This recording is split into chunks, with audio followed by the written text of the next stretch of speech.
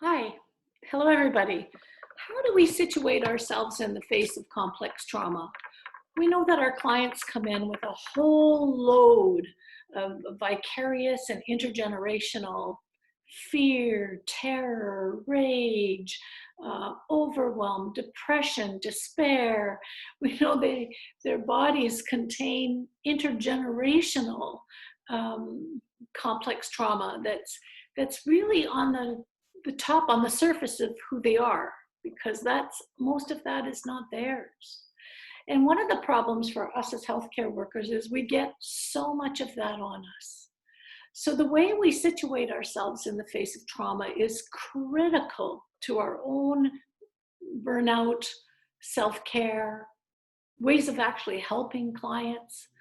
We cannot help people and families and communities if we're going to swallow up and take in that intergenerational complex trauma that our clients are embodying. So here's your client. I hope you can hear me. This client is, in this case, so full of overwhelm and rage and fear and despair. And that's who I've got to sit next to. And if you notice, that trauma is way bigger than just little old me. That could just swallow me up in a minute. So I'm going to have to really think about how I sit with this complex trauma. And I know that it's trauma. If I can get under the trauma, I can find a very, very healthy person. Our people are not sick. Our people are well. But this trauma sitting up front there is so debilitating at times. Well, the first thing I want to do is make sure I have what we call a therapeutic window, that I have, so there's my client, but that I have some land down below, so that as the client is pulling out this complex trauma, I know where I'm sitting it. I know that I'm setting that down on land. Now, I have to make sure I stay connected with the client. If I'm not connected, I have to both protect myself and I have to connect. If I don't connect, if I don't go towards towards the trauma, this person will not feel heard. They will not feel heard. And if I back away from it, if I back away from this trauma, if I back away, this trauma is going to come and eat me. It's going to come get me. It's trying so hard to be attended to. So in order to attend to it, I must connect with it. I must stay connected with the trauma. I must have a therapy window. And I must be able to bring what's happening in there down onto land. Bring what's happening in there down onto land. Whatever that is there. So if the client is coming at me with, ah, I have to be able to be beside that and be able to take that and go, ah, yeah, ah, and connect back. So that we're actually, in some ways, moving that intergenerational trauma out onto the land, and which will calm this person down enough to be able to find their true self. And their true self is usually in excellent condition. It's excellent condition.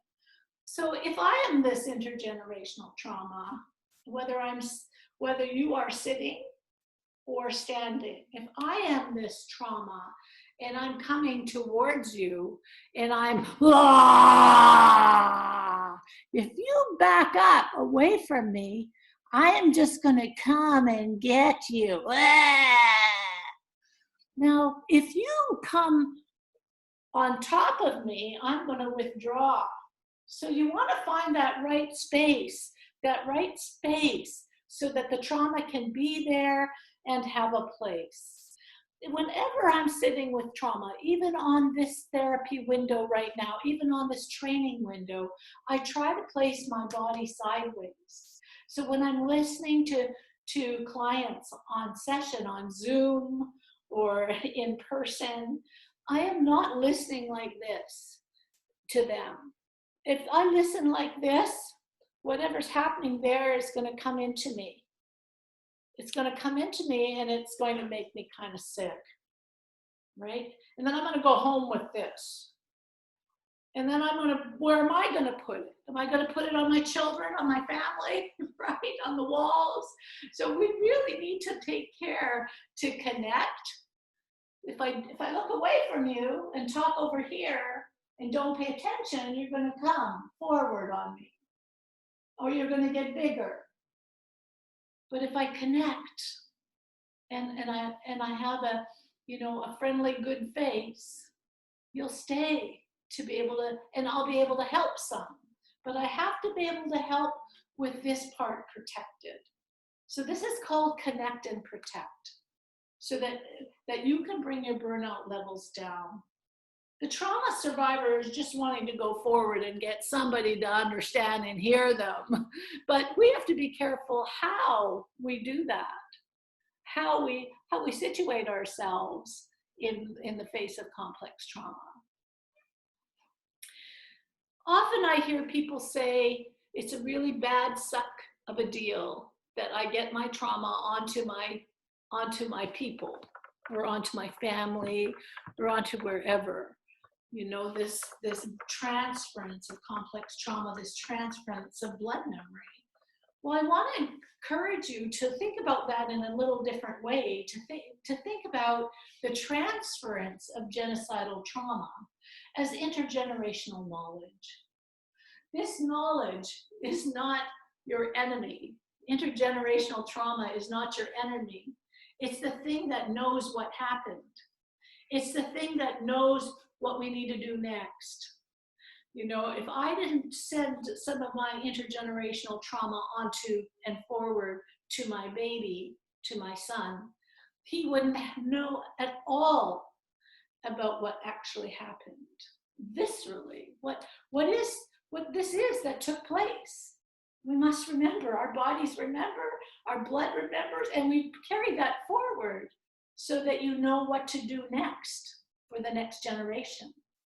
If my son did not pick up my blood memory as a trauma survivor, he would not be working to try to make lives better for people, for Indigenous people, every day of his life. It's my memory, my experience, that is my knowledge, that moves forward into the next generation so that they know what steps are best to take next. So it's about our relationship with intergenerational knowledge. It's about us remembering what happened in a friendly and gentle way and not reliving what happened. We don't want to relive what took place.